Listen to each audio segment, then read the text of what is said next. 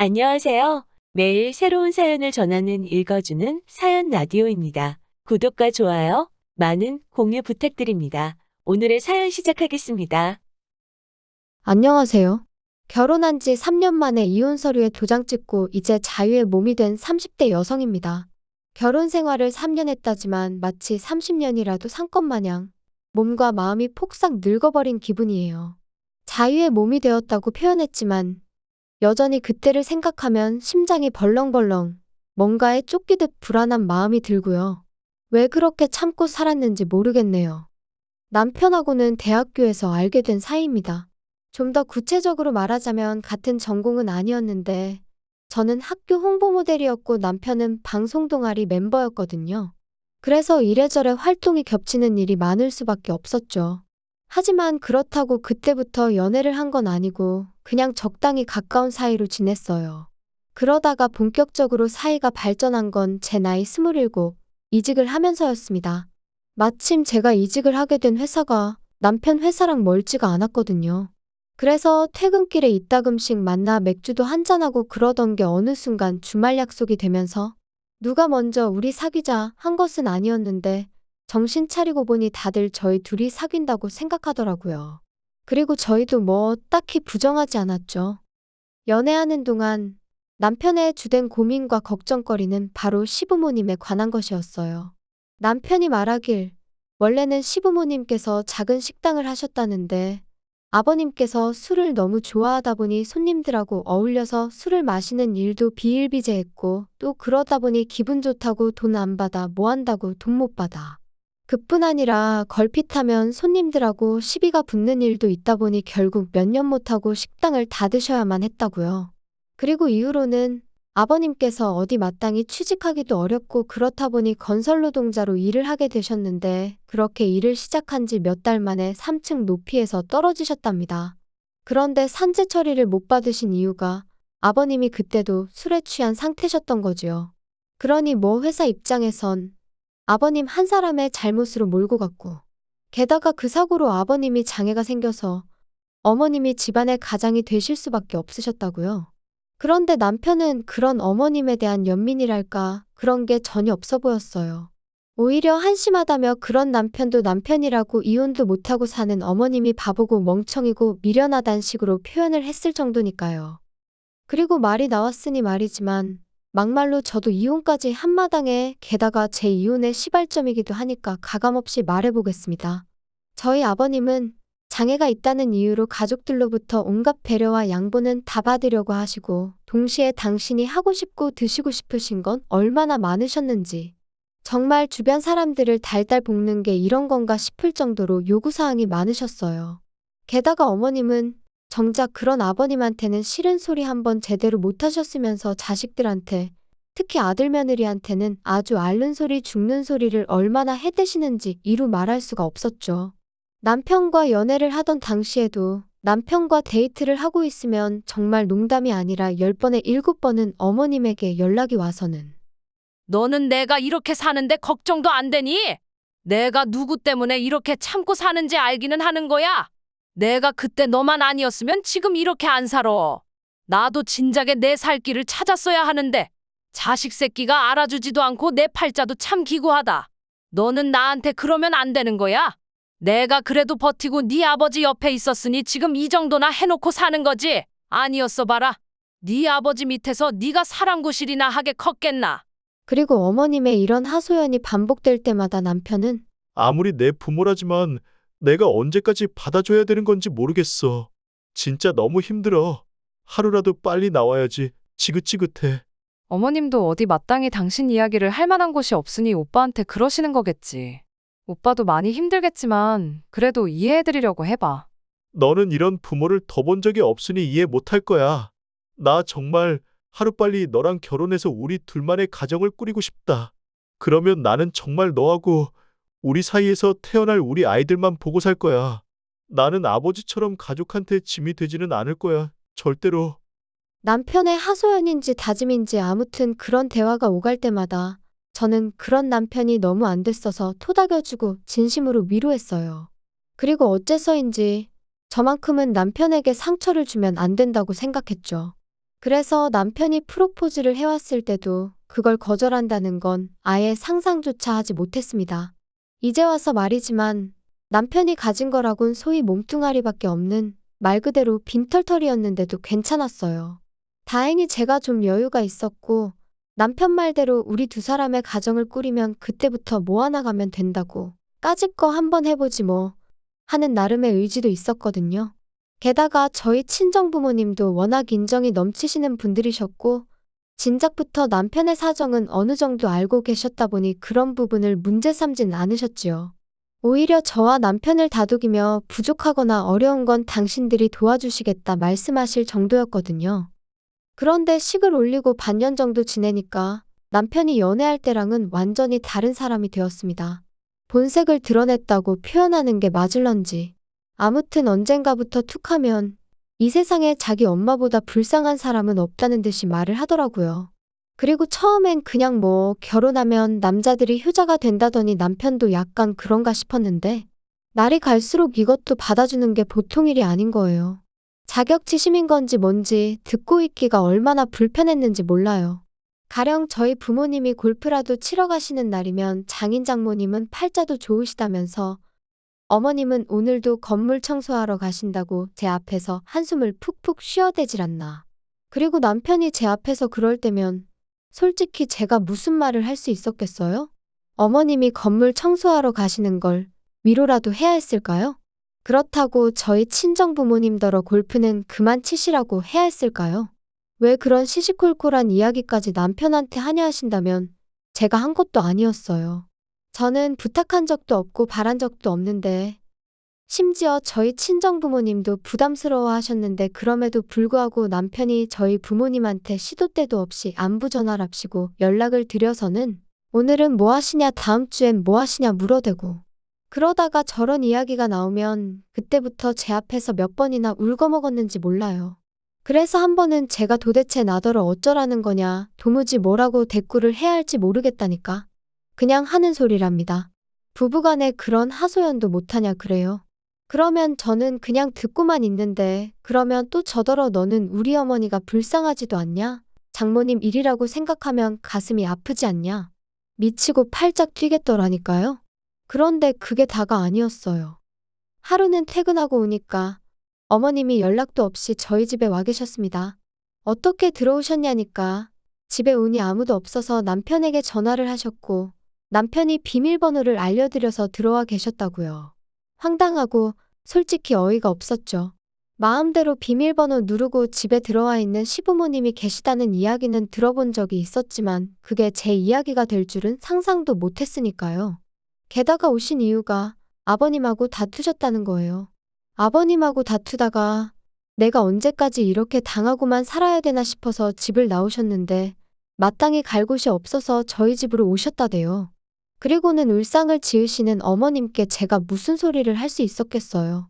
막말로 아버님은 도대체 왜 그러시냐고 욕을 할 것도 아니고 그래서 그냥 속상하시겠다고 적당히 토닥여드렸습니다. 그때만 하더라도 저도 어쨌든 어머님하고 잘 지내고 싶은 마음도 있었고 이런 일이 몇 번이나 생기겠나 싶었으니까요. 그런데 제 예상과 달리 어머님의 그런 방문은 그날로 끝나지 않았습니다. 이후로도 몇 번이나 반복되었거든요. 게다가 그 횟수가 잦아질수록 아버님 욕이나 신세한탄이 주를 이루던 처음과 달리 제가 살림하는 방식이나 생활 패턴을 가지고 잔소리를 하시는 일이 잦아지셨죠. 너는 도대체 살림을 어떻게 배웠길래 냉장고 안이 저 모양이냐? 그리고 청소할 때 텔레비전이며 책장이며 위에는 안 닦니? 내가 아까 손으로 훑어보니까 먼지가 말도 못하게 쌓여 있더라. 그리고 내가 보니까 옷장 안에 죄다 네 옷이고 우리 아들은 옷도 몇 벌 없고 너 돈 벌어서 다 네 치장하는데 쓰나 본데 너 그러면 못 쓴다. 저는 주방 담당이고 청소는 남편이 해요. 먼지 부분은 오빠한테 제가 얘기할게요. 아니 청소를 왜 우리 아들이 해? 너는 뭐 하고? 저도 돈 벌러 다니는데 어떻게 집안일을 저 혼자 다 해요. 그리고 또 대부분이 제가 결혼 전부터 입던 옷들이에요. 결혼하고서는 저도 돈 모으느라 제대로 된 거 하나 사입지도 못했어요. 아무튼 살림하는 게 영광이야. 마음에 안 들어? 그리고 맞벌이여도 살림은 여자가 해야지. 나는 내가 혼자 돈 벌면서도 집안 살림 다 하고 자식들까지 키웠어. 그러니까 내 앞에서 힘들다 소리는 하지 마라. 그리고 이렇게 대화만 오가고 끝나면 그나마 다행이죠. 문제는 저희 어머님은 당신이 뭔가 지적을 하나 하면 제가 그 자리에서 바로바로 고치길 바라세요. 가령 반찬이 없다 하면 반찬을 바로 하는 걸 보셔야 비로소 잔소리를 멈추셨고 새로 빨래를 하는 흉내라도 내야 직성이 풀리시는 눈치셨거든요. 그리고 이런 일이 넉 달 넘게 이어지니 저도 정말 돌아버리겠다 싶대요. 그래서 결국엔 안 되겠다 싶어서 남편한테 나 더는 이렇게 못 살아. 내가 어머님 하녀도 아니고 어머님 비위까지 다 맞춰드려야 해? 나랑 둘만의 가정을 꾸리고 싶니 어쩌니 하더니 이게 지금 오빠가 말한 그 꿈꾸던 결혼 생활이야? 나 더는 이렇게 못 살아. 어머님을 못 오시게 하던가 아니면 여기서 끝내. 너무 그러지 마. 너는 우리 어머니가 불쌍하지도 않냐? 좀 이해를 하려고 해볼 순 없겠어? 어머님만 불쌍해? 나는 요즘 내가 제일 불쌍해. 내가 어머님한테 뭐 잘못했어? 어머님이 나 때문에 고생하고 사시는 거 아니잖아. 이럴 거면 그냥 헤어지자니까? 그리고 이런 제 하소연이 효과가 좀 있던 건지 이후로 한 2달 정도는 조용했어요. 어머님이 더 이상 저희 집에 오지 않으셨으니까요. 덕분에 남편과 제 사이도 예전만큼은 아니어도 꽤나 나아졌고요. 하지만 이 평화는 오래가지 않았습니다. 아버님이 말 그대로 대형 사고를 치셨거든요. 그날도 평소와 다름없이 퇴근을 하고 반찬거리를 사서 집에 왔어요.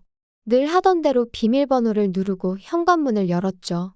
그런데 눈앞엔 낯선 듯 낯익은 신발 한 켤레가 놓여 있었습니다. 어머님이셨어요. 그리고 상황 파악을 다 하기도 전에 왔냐 하는 어머님의 목소리가 들렸고 동시에 제 심장이 쿵하고 떨어지는 것 같았죠. 연락도 없이 어쩐 일이세요? 자기야, 나랑 잠깐 얘기 좀 해. 이게 지금 무슨 상황이야? 일단 나도 확실히는 모르겠지만 아버지가 어머니랑 상의도 없이 두 분 사시는 집 전세 보증금을 빼셨다잖아. 아버지 말씀으로는 호영호재하는 동네 형님한테 투자를 하셨다는데. 아무튼 나도 미치겠다, 진짜. 뭐? 전세 보증금을 빼셨으면 그럼 뭐 어떻게 되는 건데? 그리고 투자라니 도대체 무슨 말이야? 나도 잘은 모른다니까. 아무튼 그래서 당분간 어머니가 여기 계셔야 될 것 같으니까 그런 줄 알아. 저는 도무지 납득할 수 없는 상황이라 신우에게 전화를 걸었습니다. 그러자 신우가 하는 말이 자기가 정말 어머님을 모셔오고 싶은데 알다시피 자기는 지금 남자친구랑 동거 중이지 않냐며. 그래도 자기가 곧 남자친구랑 결혼도 할 거고 그러면 제대로 된 집을 마련할 테니까 그때까지만 저더러 제발 좀 부탁한다대요. 그리고 아버님은 아버님대로 왜인지는 모르겠지만 있는 대로 화를 내시면서 아는 분 댁으로 가셨거든요. 그러니 상황이 상황인 만큼 제가 뭐라고 말이라도 한마디 잘못했다간 정말 나쁜 사람이 되겠더라고요.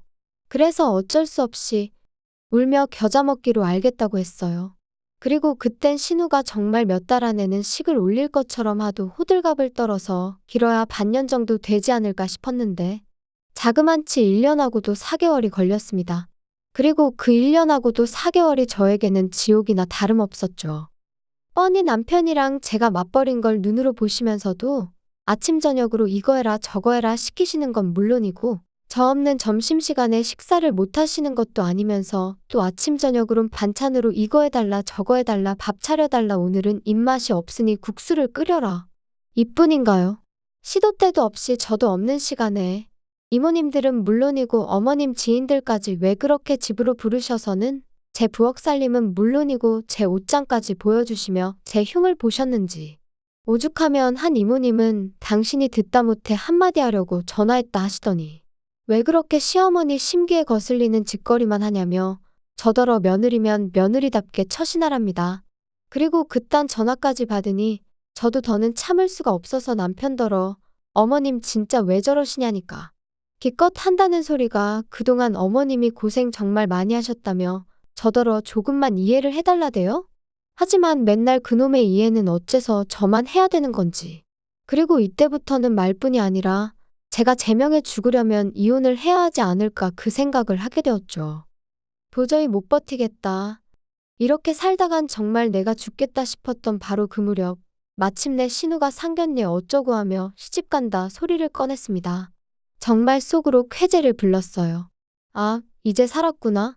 그래서 신우더러 신혼집엔 언제 들어가냐고 어머님은 언제부터 그리 모시면 되겠냐 했죠. 그랬더니 신우가 제 눈치만 살살 보다가 한다는 말이 그게 좀 상황이 힘들게 됐답니다. 그래서 제가 그게 갑자기 무슨 소리냐니까. 언니 정말 미안한데 우리가 돈이 없어서 깨케야 방 2개 화장실 하나짜리 빌라 정도밖에 못 구할 것 같은데. 언니가 조금만 더 이해해주면 안 될까요? 우리가 얼른 돈 모아서 큰 집으로 이사 가면 그때는 꼭 엄마 모시고 갈 거니까. 아가씨, 이제 와서 그렇게 말을 바꾸면 어떡해요? 안 돼요. 나 더는 못 모셔요. 나 정말 너무 힘들다니까요. 그래도 우리 엄마가 살림살이도 도와주고 언니 좋아하는데. 너무 말을 그렇게 하면 나 좀 섭섭해요. 아가씨가 섭섭하고 말고 나는 더 못한다고 분명히 얘기했어요. 언니도 자꾸 그렇게 무대 보러 안 된다고만 하면 안 되죠? 나라고 일부러 안 모시는 거 아니잖아요. 그러니까 그것도 아가씨 사정이고요. 왜 내가 어머님 사정도 이해하고 아가씨 사정도 이해하고 그래야 하냐고요. 당연한 거 아니에요? 언니 맏며느리잖아요. 그리고 우리 한 가족인데 정말 서운하네요. 서운하다고요? 나는 서운한 정도가 아니고 아주 다들 원망스러워 미치겠다고요. 신우랑 얘기를 하다 도무지 답도 안 나오고 우라가 치밀어서 집에 왔어요. 그리고 남편은 그 사이에 신우랑 통화라도 한 건지 제 눈치를 살살 살피더니 기껏 한다는 소리가 당신이 우리 어머니랑 도무지 같이 못 살겠다고 그랬다며. 그래서 내가 생각을 해봤는데 우리가 그럼 희정이한테 돈을 좀 빌려주면 되겠더라. 희정이네가 집을 좀 큰 걸 구하면 어머니 모셔갈 수 있을 거 아냐? 우리가 돈이 어딨다고 빌려줘? 진짜 어이가 없네? 왜 없어? 결혼하고 지금까지 모은 거 있을 거 아냐? 내가 미쳤다고 그 돈을 아가씨한테 빌려주겠어? 빌려줬다가 또 나중에 돼서 못 준다고 하면 그땐 어쩌라고. 어머님하고 합가하게 될 때도 아주 몇 번이나 장담을 하더니 지금 이 꼴을 봐. 그리고 당신도 말하는 것 좀 봐. 퍽이나 약속 지키겠다. 야, 그럼 뭐 어쩌라는 거야? 어쩌긴 뭘 어째. 방이 1개고 2개고 집이 작고 말고 내 알 바 아니니까 약속한 대로 어머님 모시고 가라고 해. 너 진짜 돌았어? 차라리 돌았으면 좋겠다. 그럼 이 꼴 저 꼴 안 봐도 될 텐데. 아무튼 나는 분명히 얘기했어. 너는 진짜? 너야말로 어머니 기분 좀 맞춰드리고 여우처럼 지내면 되는 걸. 왜 이렇게 일을 키우냐? 신우와 남편이 번갈아 가면서 저더러 이해 좀 해달라고 사람을 코너로 모는데 정말 환장할 노릇이었어요. 그래서 결국 참다 못한 제가 남편더러 한 번만 더 이러면 더는 같이 못 산다고 정말 이혼이라 했더니 기껏 한다는 소리가 그러면 제가 모아놓은 돈에서 자기 몫은 돌려달랍니다. 그리고 뭐 제가 이혼 요구를 했으니 위자료도 받아야겠다고 그 위자료로 어머니랑 집 구해서 살아야겠다는 헛소리를 하더라고요. 그런데 저희 남편, 저랑 결혼할 때부터 이혼하던 그날까지 단 한 번도 저보다 단돈 1,000원이라도 더 벌어온 적 없어요. 어머님이 저희 집에 얹혀 사시는 동안 어머님이 저한테 돈 1,000원이라도 살림살이에 보태라고 주신 적도 없었죠. 게다가 저희 셋이 살던 집, 저희 친정에서 마련해 주신 집이었습니다. 비록 친정아버지 명의였고 제가 매달 용돈 겸 월세라고 100만 원씩 보내드리고 있긴 했어도 애시당초 어디 가서 100만 원으로 구할 만한 집이 아니었으니 남편이 이러쿵저러쿵 말할 것이 못 되었죠. 그런데 위자료가 어쩌고 자기 몫이 어쩌고 해대니 제가 얼마나 황당했겠어요? 그래서 남편더러 살면서 당신 뜻대로 되던 일이 몇 번이나 있었냐고 이번에는 어떨지 한번 두고 보자 했습니다. 그리고 그 길로 친정 부모님께 결국 그동안 제가 겪었던 일들을 전부 다 털어놓았어요. 참고로 친정 부모님도 제가 원치 않았지만 어쩔 수 없이 어머님과 함께 살게 된 건 알고 계셨거든요. 다만 어머님이 저를 얼마나 어떤 식으로 괴롭히셨는지는 잘 모르셨지요. 행여 양가 어른들 싸움으로 상황이 안 좋아지진 않을까 걱정스러워서 말을 아껴왔으니까요. 그런데 더는 그럴 필요도 못 느꼈고 그러고 싶지도 않대요. 저희 아버지께서는 남편이 돈을 내놓으라고 요구를 했다는 것보다 어머님이 저를 인격적으로 모독하고 힘들게 하신 부분에 크게 분노하셨습니다. 그리고는 저더러 앞장서라 하시더니 그 길로 어머님과 남편을 마주하셨죠. 그런데 어이가 없게도 그간 의기양양하던 어머님이 저희 아버지 앞에서는 어째서인지 한층 누그러져서는 자기들은 저랑 잘 지내고 싶은 마음뿐인데 제가 곁을 내주지 않는다며 섭섭하네 어쩌네. 물론 그런 악어의 눈물이 저희 아버지한테 통할 리가 없었습니다. 남편은 남편대로 저희 아버지한테 반대로 장인어른이 공경에 처하셨어도 자기는 똑같이 집으로 모셨을 거라는 헛소리를 해댔지만 역시 통하지 않았고요. 그러자 결국 둘이 본색을 드러내대요. 알아서 살게 내버려두면 되는 걸 왜 부모가 끼어드냐며 저희 아버지를 이상한 사람처럼 몰고 갔으니까요. 그리고 그런 두 사람을 보고 있으니 정말 더는 1분도 지체할 이유가 없다 싶어서 변호사를 만났죠. 솔직히 불보듯 뻔한 결과였습니다. 유책 사유자는 남편이었고 저는 피해자나 다름이 없었으니까요. 오히려 위자료도 많이는 아니지만 제가 받게 되었고 재산도 전부 제 몫이 되었죠. 그리고 판결이 그렇게 나고 나니 그제서야 남편이 제 앞에서 무릎을 꿇고 엉엉 우는데 이상하게 그런 남편을 보는 게 지치고 피곤하기만 할 뿐 가슴이 아프다거나 그런 건 전혀 없대요. 아, 사랑이 식었다는 게 이런 건가. 그때 확실히 알겠더라고요. 한편 남편과 어머님은 결국 집을 떠났고 저는 비로소 제 자유를 되찾았습니다. 하지만 집안 구석구석 안 좋은 기억이 너무 많아져 버린 탓에 더는 머물고 싶지도 않은 거예요. 아버지도 그 모자를 생각하면 재수가 없다며 무척 기분 나빠하셨고요. 그래서 집은 내놓고 저는 본가에 들어갔는데 남편은 갈 곳이 없어서 회사 근처에 고시원을 얻었다대요. 어머님은 결국 신혼집으로 가셨고요. 그런데 심해부는 정말 어머님, 그러니까 자기한텐 장모잖아요. 장모랑 같이 살게 될 줄은 몰랐다며 신우한테 벌써부터 사기 결혼이니 뭐니 내가 왜 니네 엄마를 먹여 살려야 하냐 해가며 이혼하자드나 봅니다. 참고로 언젠가 한번 남편이 술 처먹고 저한테 하소연하듯 음성 메시지에 그간의 일을 소상히도 남겨놓아서 알게 되었어요. 궁금하진 않았는데 그래도 듣자 하니 죄다 안 좋게 풀렸다 싶은 게 참 꼬숩고 잘 됐다 싶대요. 제 심보가 좀 고약한 걸까요? 아무튼 결혼만 하면 효자되는 사람들이 있다더니 정말 당해본 사람으로서 똥 밟은 기분이 이런 건가 싶습니다. 혹시 주변에 여러분의 손과 주머니를 빌려 자기가 해야 할 일을 대신하려는 사람이 있다면 가차없이 정리하시라는 말씀을 꼭 드리고 싶어요. 그런 사람은 하나를 주면 하나에 고마워할 줄 모르고 다음엔 당연히 2개를 주겠지 생각하고 이후엔 3개를 기대하고 그러거든요.